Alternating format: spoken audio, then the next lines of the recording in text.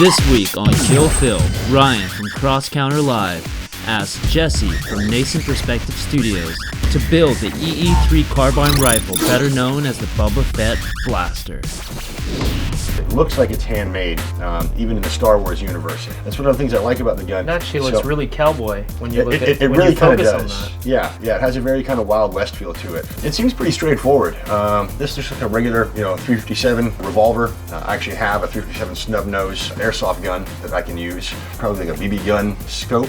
The rest of it just seems to be PVC pipes, some model kit parts. Most of this can be, again, kind of found at a hardware store, local hobby shops and stuff like that. So it should be a pretty straightforward build. Okay, let you get Great. to it. Thanks, Awesome. Dave. See you later. Thanks, Jesse. Thanks. 3 days? 3 days. Awesome. See you in a couple days. Okay.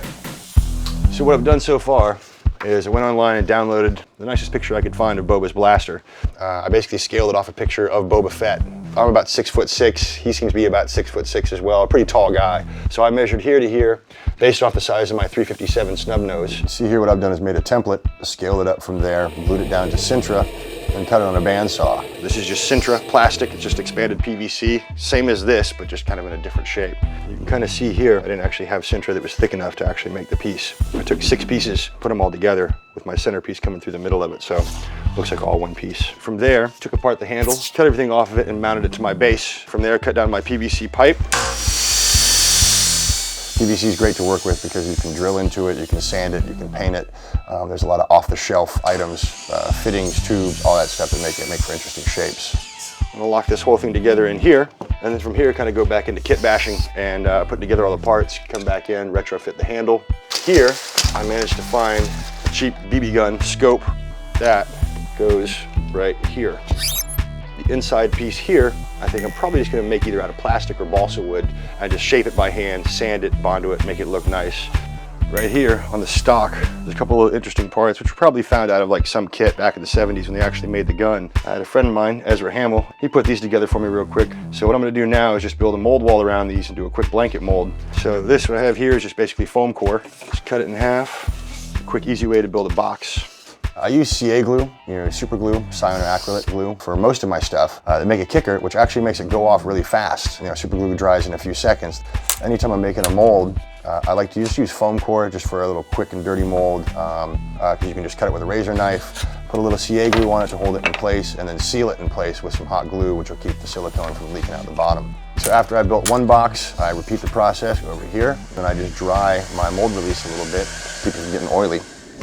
The mold material I use is a pretty standard silicone mold rubber. There's dozens of different brands out there. It's a 10-to-1 mix, 10 parts base to 1 part catalyst. Anytime you're mixing silicone, you want to mix it slow. Try not to mix air bubbles into it. The more air bubbles you have in the rubber, the more likely you're to have air bubbles in your finished mold. Try to keep air out of the mix. Just tapping on the table. Bring some of the air bubbles to the surface. I'm gonna go ahead and start pouring it in. I start doing a really small stream of it. That way the air bubbles will pop more on the surface. I'll move over to the other one. Makes it easier for the air bubbles to escape. Once you do a small layer like that. A lot of times when I pour the molds, I'll use a little bit of compressed air just to really kind of blow into the mold. It really kind of spreads it out, forces it into the details and exposes around the edge where a cast piece meets the board. Most silicone materials, you want to let it dry for 12 to 16 hours. And in this case, we can cast something, let it sit overnight, demold it the next morning. On the front of the Boba Fett gun, there's like this kind of reduced cone looking thing, which actually looks like just a regular oil change or a paint funnel.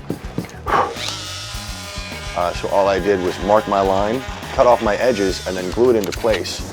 Once I put the cone on, I had a little bit of issue of it popping off because there's very little surface area of the cone making contact. So I rounded the edges off, added a little bit more glue in there, and made sure I glued from the inside as well to create a little bit of a bridge to gap it in.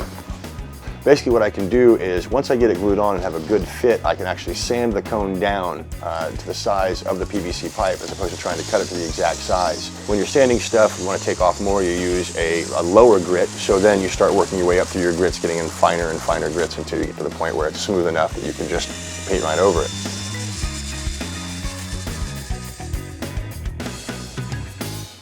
These little spines right here look like basically like plastic tees. I managed to find these giant I-beams. They're about 3/4 of an inch from a hobby shop for model building, model train building, things like that. And actually split them in half on the table saws. Each of those tees we flipped around, spaced them out, and put them on the barrel itself, which gave us that kind of ridge look. Bondo is actually a polyester resin, same as like fiberglass resin, but it actually has a filler in it. Bondo is great because it gets kind of like a doughy consistency. You can sculpt it, you can shape it, and of course, the harder it gets, you can sand it. So, if you get the consistency of like, or the color of like Big Red chewing gum, then you have a really hot batch. And when I say hot batch, I mean it's a batch that's going to go off really fast. So, and certainly on Kill Fill and a lot of these other quick jobs, a 3-day build, we want to try and do everything as quick as possible. So a hotter batch of Bondo is always a good idea in these types of projects. So now what I have to figure out is how to retrofit this handle back onto the frame that I made out of the core of SINTRA. I really like the wood grain in this. It'd be hard to reproduce it and harder to fill with Bondo or something. So I want to make sure I cut really nice tight lines, and that way this thing should just screw back on. I usually prefer a mechanical fitting to just glue, which means putting a screw or some sort of hardware in there on top of the glue. So the next thing I think I'm going to do is lay it out on the gun. Again, kind of get one side matched, and then or get one side cut, and then come back and match the other side to it and see how tight I can get it. For the little pieces on the side, mainly what I did was put in just these little handmade bits and pieces. Drilled some holes in them, cut some angles. I think more importantly, it was nice to show screw heads and places where this thing bolts together. This was a piece that I just made out of SINTRA, capped with a piece of PVC pipe. Right here, I'm just capping it to put an end on it, just to kind of fill it out. This type of stuff, it's almost better to, as opposed to mocking it up, to really just build the piece, start sticking it on, sanding it, pull it back off, measure it, sand again, and then that way it all fits custom. No matter how much you lay stuff out on a table or in a drawing, it doesn't always fit in the real world. So from here, I'll just pop off the little foam core boxes that I made and just throw those away. Peel the molds back very carefully, make sure we don't snag it. Sometimes you need to do a little bit of trimming where it slips under the mold. I tend to use baby powder as opposed to general mold release, so it won't be sticky when it comes out of the mold. Again, this is just 2-part urethane, fast cast. Very carefully pour it in, try to avoid air bubbles. Give it about 20-30 minutes and demold from there. When I painted this, obviously you always want to use a primer, one, because it helps the paint sit better, but it also unifies all the colors. What I used on this was actually just a hammered metal black, which gives it like a cool kind of beat up metal look as opposed to just a nice glossy finish. Gives it a kind of a hand hammered look. Okay, so final day of the build. It's all put together and painted. As far as the process, I cut these strips up myself to match the fins on the front of the gun. Added a couple of extra screws, one just for stability's sake, and then two just to kind of add a little bit more detail to the gun. I always find that it looks a little more realistic the more stuff that's there. And asymmetry itself is kind of, it looks more realistic. A lot of these parts that are on here now, like this one for instance, this is just like kit bashing. This just came from a model kit. This is the hammer from the original airsoft gun. My kit parts, you saw me pour the mold and the cast pieces for earlier. So now what I'm going to do is I'm going to do a process called dry brushing. In this case, I'm just going to use some chrome spray paint. You get a little bit of the paint on the brush, get most of it off to where your brush is just about dry, and then you just kind of dust it over the top of it. Gives you some kind of low level, natural looking highlights. And you really just want to hit the high points, because that would be the area that's most scratched up, most exposed to the elements. And as your brush gets drier, you can actually rub a little bit harder, kind of give it a little bit of a shine. Get the trigger worn out a little bit more, so obviously that's getting the most use. What I did here from the start is actually painted it with hammered spray paint, which gives it a nice kind of bubbled texture. It'll actually give you a really good hammered finish, and especially when you're doing a paint job like this, any bit of texture you can get, the better. You can see there, we get a little bit of movement in there as opposed to it just being flat and smooth. Makes it look a little bit more aged, a little more realistic.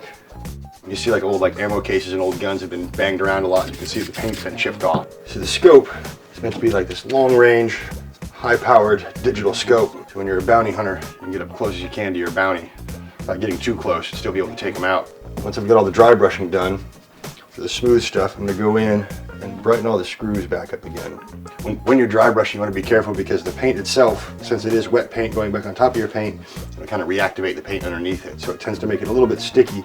You can easily leave fingerprints in your finished paint job. So luckily, in this case, it's meant to be beat up, kind of old and distressed, so it kind of works in our favor this time around. Now just for a finishing touch, we've got a little bit of flat black. We go right around the tip, just to basically kind of give it a little bit of a powder burn, look like it's been fired quite a few times. And I think that's about it.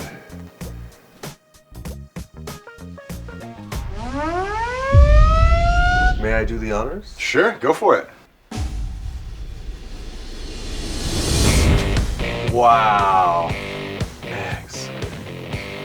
Wow, Jesse, this looks amazing. Thank you. It is really the most Western sci-fi gun I've seen. Absolutely, right? and there's a bit of like steampunk to it, which Yeah, I really like Steampunk is about your it. specialty, right? Jesse? Exactly. Which I really like about it is just the fact that it does have that old Wild West feel to it, but it still has that kind of cyber feel. Yeah. All right, well, can you show me the ins and outs? Like, how do I... Yeah, we got a park next door here behind the shop. I think we can take it over there and fire off a few shots. All right, well, you guys ready? I'm excited. Let's go to the park. All right. There's a bottle. See 200 yards out, 2 degrees, yards out. 1 click. 2 degrees. Copy that. Damn, almost. Close. Try it again. See anything? I see a guy playing football. Yeah. Hit the football. 250 yards, 2.5 clicks. Hey man, forget you got my football, yo. He just wasn't off. Squirrel! On the fence,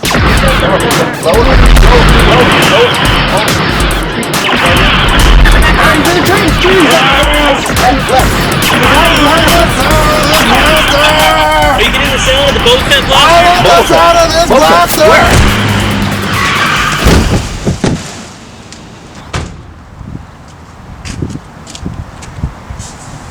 Can I just kill Phil? Worst death scene ever.